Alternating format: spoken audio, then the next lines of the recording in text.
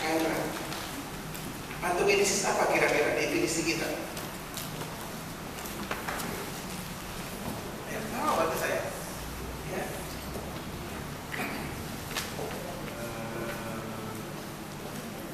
Proses masuknya HIV sampai infeksi.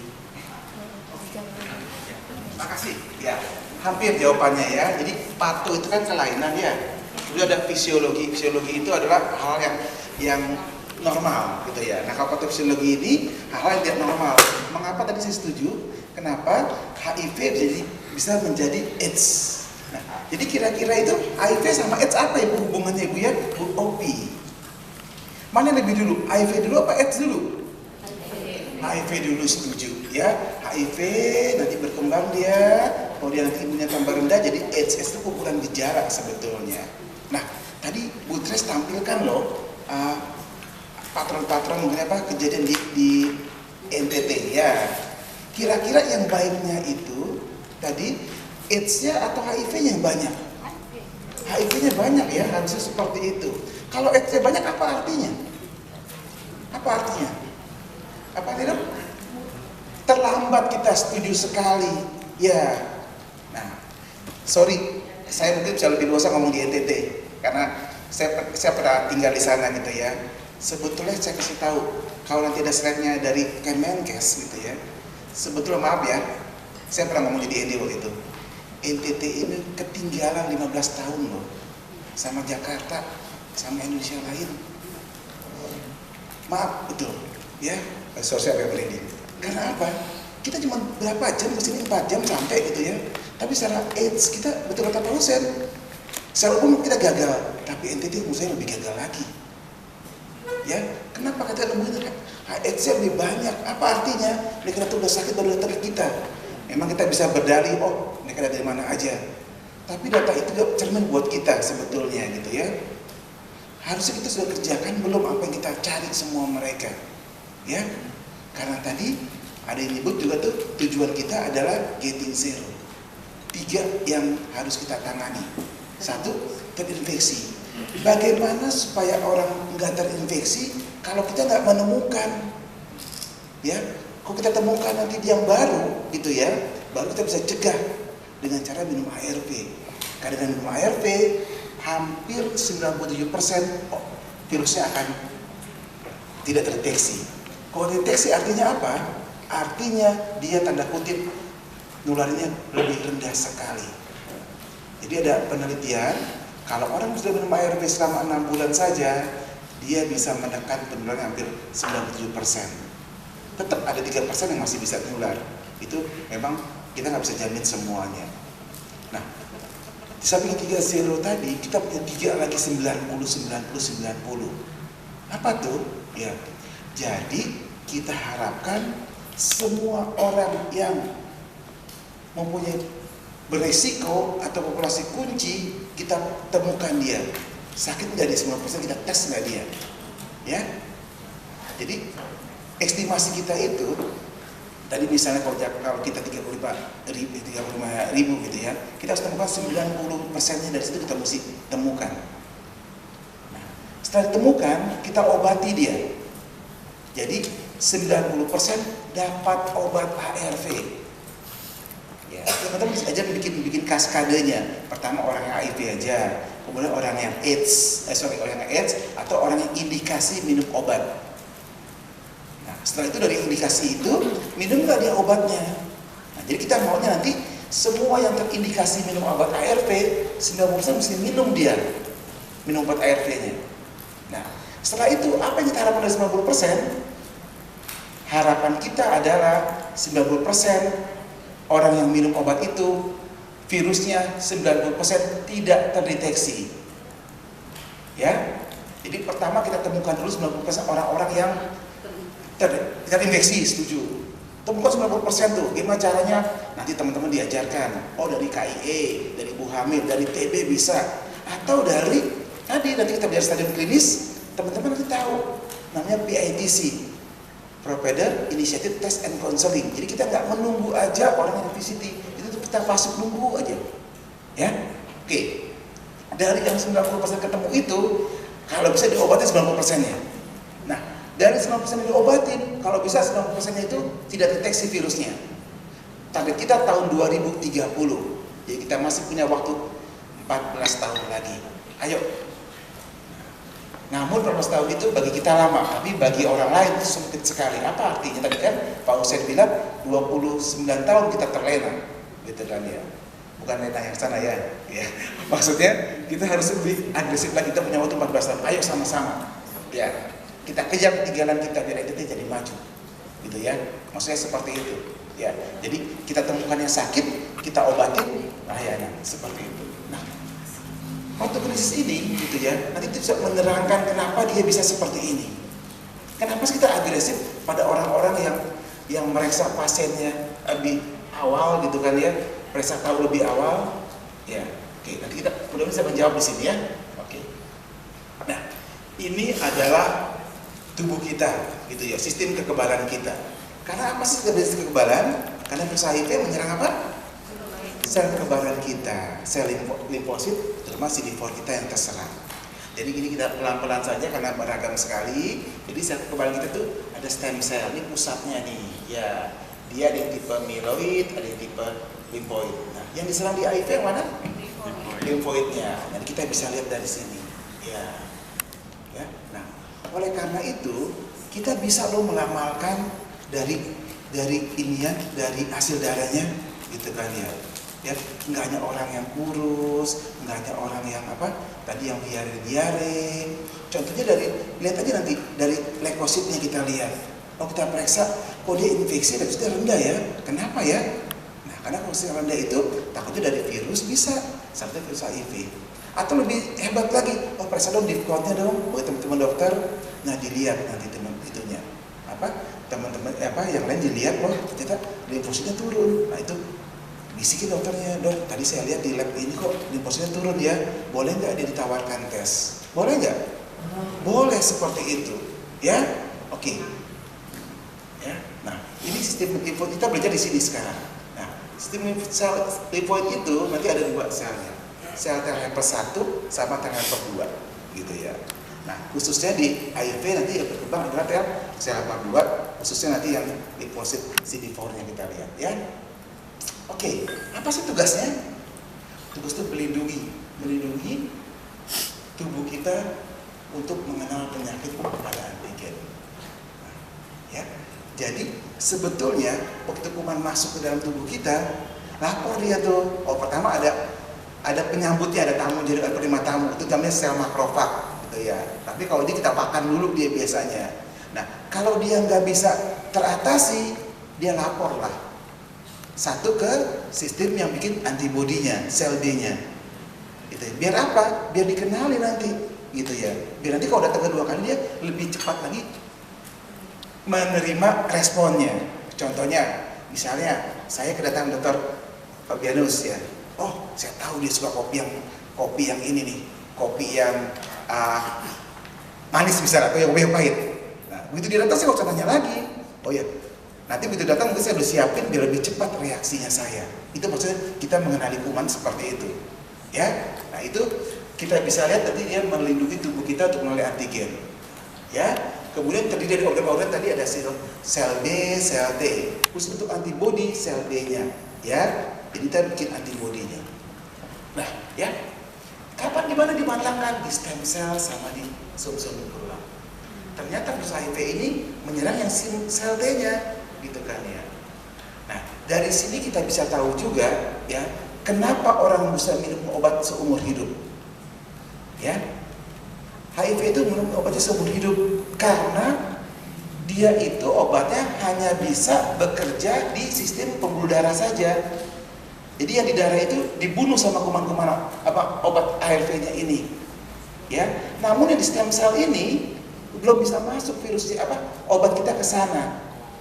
Nah, jadi dia produksi, masuk pembuluh darah, dibunuh lagi sama obat kita. Ya, mudah-mudahan nanti suatu saat kita bisa nemu obat yang sampai ke stem sel-selnya. Biar kita bisa bikin. Nah, tadi ada pertanyaan dari teman-teman Lambata ya. Kenapa dok, kok gejala klinisnya itu nampak HIV, tapi kok tidak dideteksi enggak? Ya, saya setuju dengan Dr. Asep tadi, ada dua mungkin ya. Satu, tadi mungkin dia terlalu tertekan sekali antibodinya. Itu jarang sekali jadi dua kasus di dunia ini katanya seperti itu. Karena dia tertekan, dia nggak bisa bikin antibodi. Satu seperti itu. Namun yang kedua adalah takutnya error dari lab kita. Nah, makanya teman-teman nanti betul ada kompetensinya. Karena sebelum kita lihat nanti tes dulu, kita lihat dulu nih expired enggak, terus bagaimana cara bacanya gitu kan. Karena biasanya dia ada aturan pakainya, misal setelah diteteskan 15 menit dilihat, kalau dia lebih nanti akan positif semua nanti, tapi kalau dia kurang negatif nanti dia seperti itu.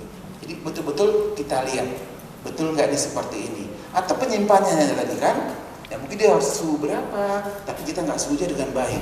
Sama seperti zaman dulu yang Ibu Aluvia yang Dokter Asep cerita yang dikirim ke Bajawa akhirnya rusak semua. Nah itu teman-teman harus tahu semua, ya seperti itu. Oke, nah, tapi kita udah bersyukur kok, kita sudah bisa menemukan obat yang bisa menekan virus HIV itu di dalam pembuluh darah. Ya, apa artinya? Kalau dalam pembuluh darah itu nanti dia nggak terdeteksi, otomatis tanda kutip dia nuraninya kecil sekali. Walaupun saya nggak kasih garansi, dia nuraninya sampai 0 gitu ya. Karena tergantung dari kemampuan alat kita. Biasanya viral load itu deteksi kurang di bawah 40 kopi. Jadi kalau dia nggak terdeteksi artinya apa?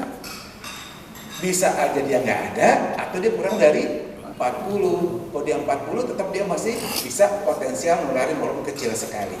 Ya. Oke, ini sel B tadi yang bikin antibodi ini, dia model antigen spesifik, menghasilkan antibodi yang spesifik. Nah, berapa lama kira-kira virus ini bisa bikin antibodi tubuh kita? Berapa lama kira-kira? Waktunya, butuh waktu nggak dia?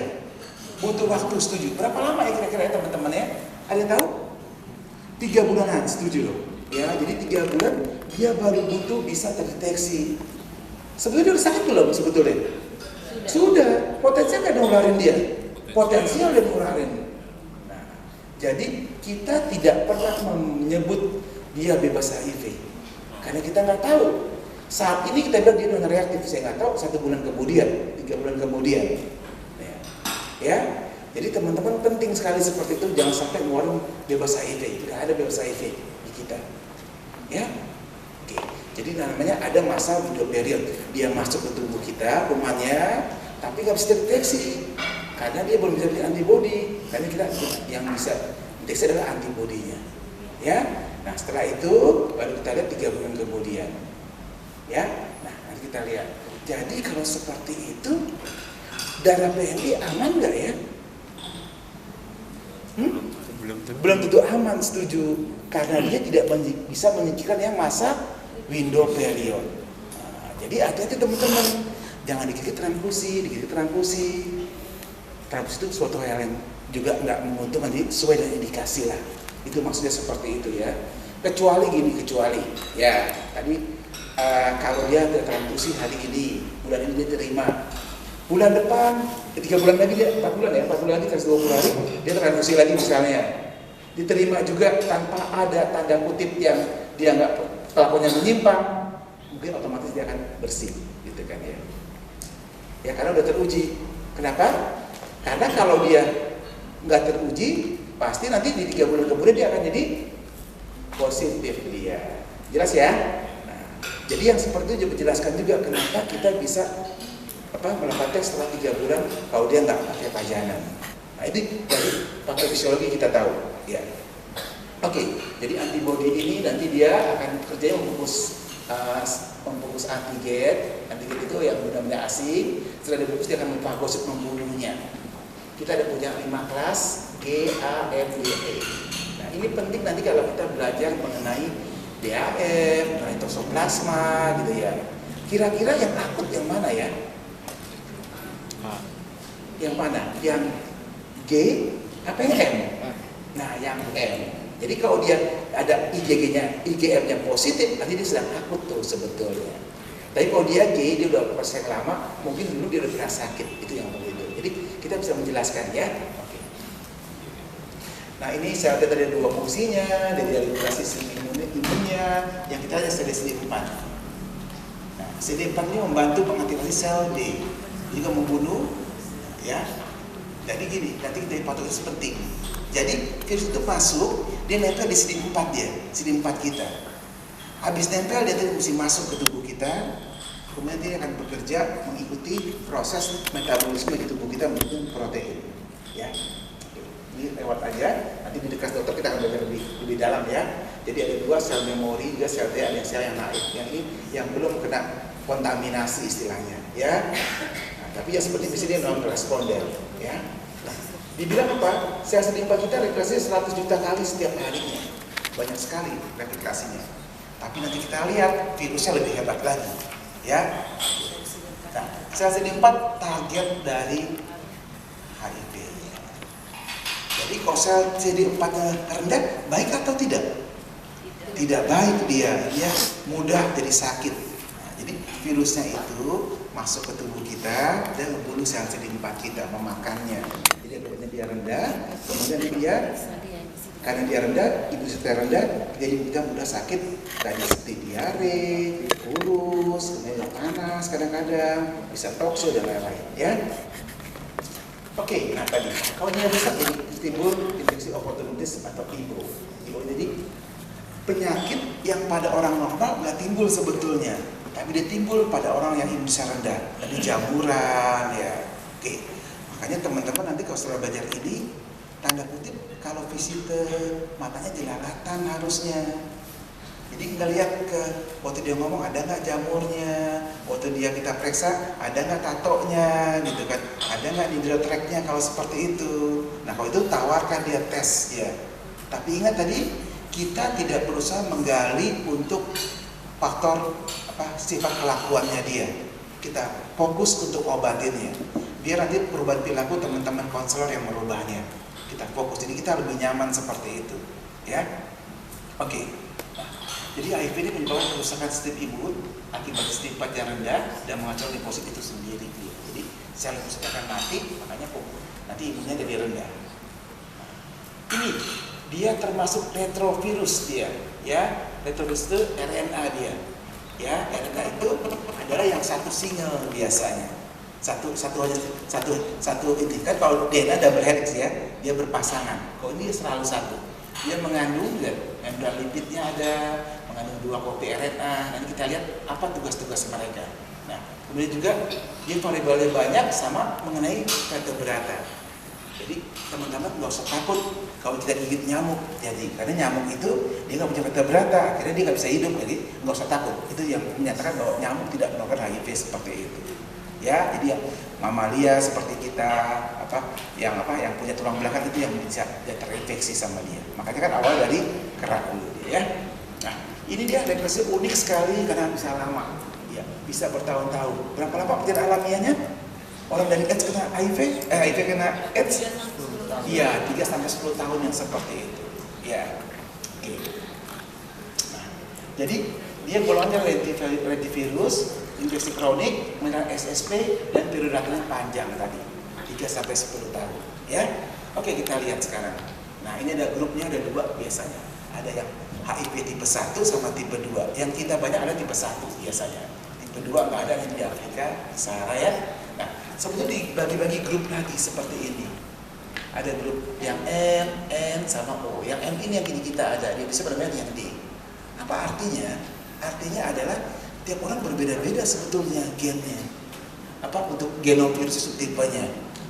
Itulah yang menyatakan tadi, ya, bahwa kalau orang yang satu ibunya positif, sebenarnya suaminya positif juga, perlu nggak dia pakai kondom? Kan dia udah sakit nih, perlu nggak ya kira-kira? Perlu. Kenapa suster perlu? Baik sekali, terima kasih ya. Jadi kita walaupun dia positif dua-duanya, takutnya tipenya berbeda takutnya.